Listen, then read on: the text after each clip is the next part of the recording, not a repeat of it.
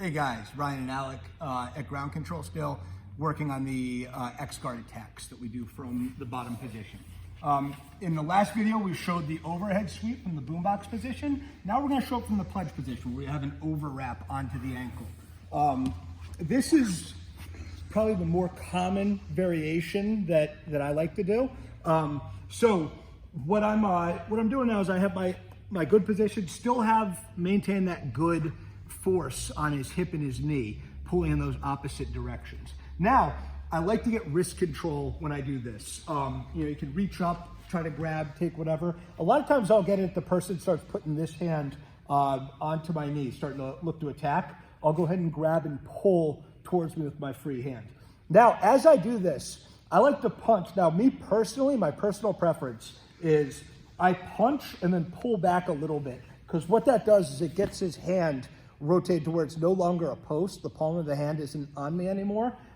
Again, not a prerequisite. We can certainly just get a double cat's paw grip, but I like to start cheating that rotation already. So by putting his hand in this direction, it's going to start cheating the rotation where I want his shoulder to be when we start taking him over top.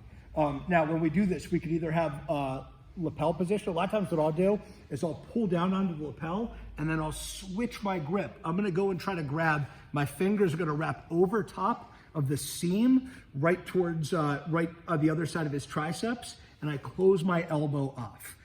Another thing that helps a lot when we do this, if you have trouble bringing him all the way over from the regular reps, again, it's transitioning our foot underneath the rib to start controlling a little bit of that weight.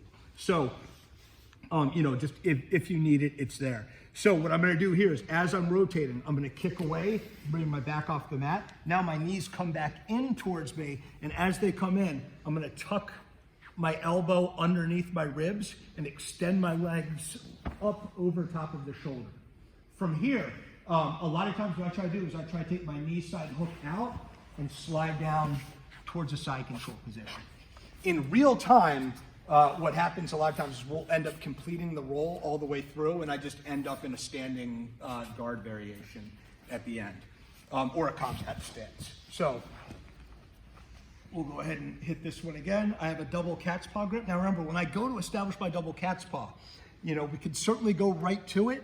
My personal preference is trying to punch his wrist behind the leg and then pull back. And it cheats, I've never hit a wrist lock from here. I imagine that there's probably some variation for somebody that's a little bit better at them than I am. And now I have that rotation. That's gonna start cheating the shoulder.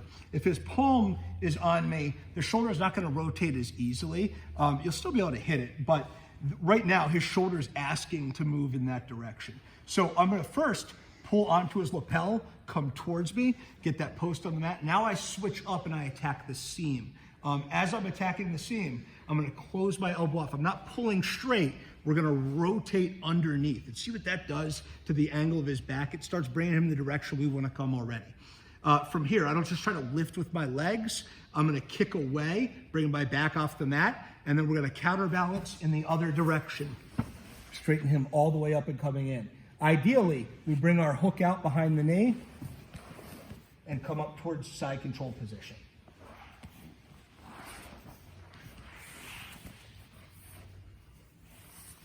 That's another overhead sweep variation from the X-Guard.